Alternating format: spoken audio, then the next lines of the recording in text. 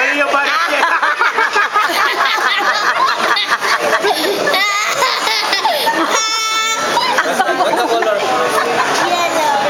Ewan sa'yo, ewan kong pasubo sa'yo. Yung lalamunan ko nasaksak.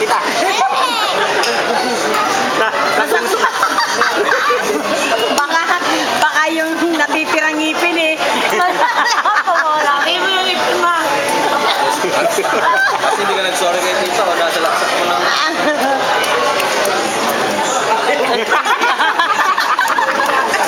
Ay, galit yun sa akin. Ano, nalagyan ka na ng paano?